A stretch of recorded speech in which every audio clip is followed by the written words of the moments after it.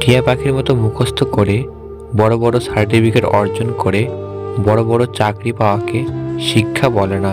শিক্ষা হচ্ছে সেটা যা একজন মানুষকে ভিতরের কুশিক্ষাকে দূর করে সমাজের পরিবর্তনে এগিয়ে আসার উৎসাহ যোগায়। এমনভাবে বাঁচো যেন কাল তুমি মরবে, এমনভাবে শেখো যেন তুমি সর্বদা বাঁচবে। যারা কাপুরুষ তারা ভাগ্যের দিকে চেয়ে থাকে, পুরুষ চায় নিজের শক্তির দিকে। তোমার বাহু, তোমার মাথা তোমাকে টেনে তুলবে, তোমার কপাল নয়। অনুকরণ নয়, অনুসরণ নয়, নিজেকে খুঁজুন, নিজেকে জানুন, নিজের পথে চলুন। একজন ঘুমন্ত মানুষ আরেকজন ঘুমন্ত মানুষকে জাগাতে পারে না। হ্যাঁ এবং না কথা দুটোই সবচেয়ে পুরনো এবং সবচেয়ে ছোট, কিন্তু এই কথা দুটোই বলতেই সবচেয়ে বেশি ভাবতে হয়।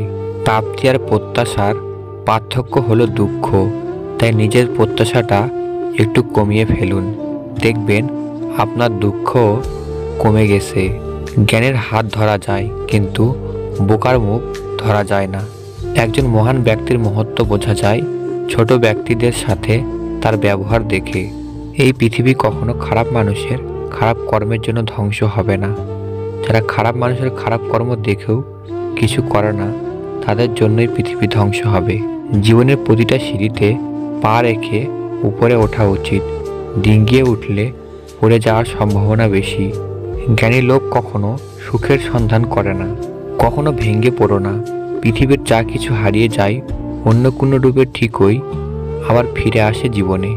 সুখে থাকাটাই জীবনের চরম সার্থকতা নয়, বরং কাউকে সুখে রাখতে পারাটাই হলো জীবনের সবচেয়ে বড় সার্থকতা। কখনো হাল ছেড়ে দিও না।